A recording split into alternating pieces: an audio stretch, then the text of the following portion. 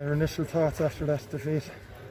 Look, just bitterly disappointed. I suppose with 8 minutes to go, you're back to a point, and we had a couple of chances. There was one that was cleared off the line. But look, you'd have to say, once Galway got the second goal, they were very, very efficient and probably ruthless in terms of finishing off the game. But really proud of all the lads.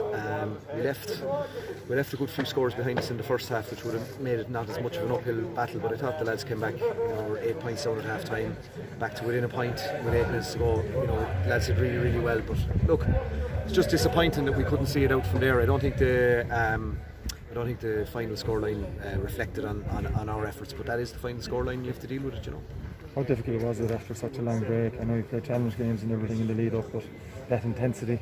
I don't think that was an issue. We knew coming into the game, Galway have a lot of last year's winning team, and that was from 2019. So they physically come on. You could see like they're very, very strong, but really good hurlers as well, and even their bench made an impact. Their subs got a couple of scores early on. We knew what we were going to be facing. We played them in a challenge game prior to the second lockdown, and they are a quality team, but I don't think it was that. I think we just didn't execute well enough in the first half. With 9 wides, if you turned around, there was a sizable enough breeze. If you turned around maybe only 3 or 4 down, it wouldn't have made it such an uphill task. But just the last 7 or 8 minutes, once they got the second goal, then it was very difficult for us.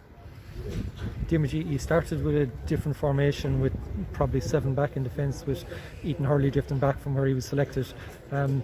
You opted to change it in at half time.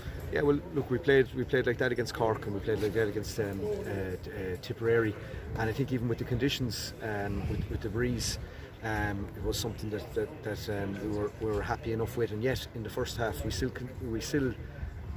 created enough chances to be closer. But obviously then when you're chasing the game, we decided more tactically than anything else to take off one of our defenders and go to 6 forwards, and we played very, very well then after that. But it was just unfortunate.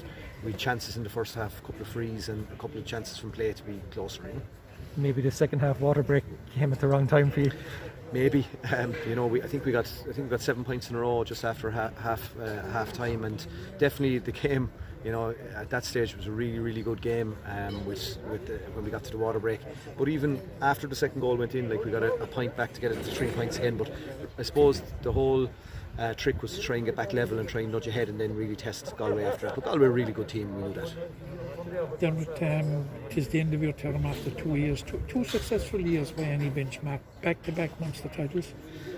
Yeah, look, we're delighted to have won the 2 Munster championships, but obviously we'd be aiming to try and win in All Ireland and try and be the best team in Ireland. That's the aim, and produce the best players that we can for Limerick. But I still think, despite the result tonight, and it's been proven over the last couple of years, there's players that played tonight and there's players that played in the last minor team that are good enough to go on and play at 20s and to play at senior level. And we shouldn't lose sight of that. It's about bringing good players through. Galway are going for 4 in a row at All Ireland minor level, and will they necessarily be bringing through more players than Limerick bring through? I'm not so sure, but look, we would have to say that I'm disappointed that we haven't been able to get over that semi-final hurdle match, to get to a final.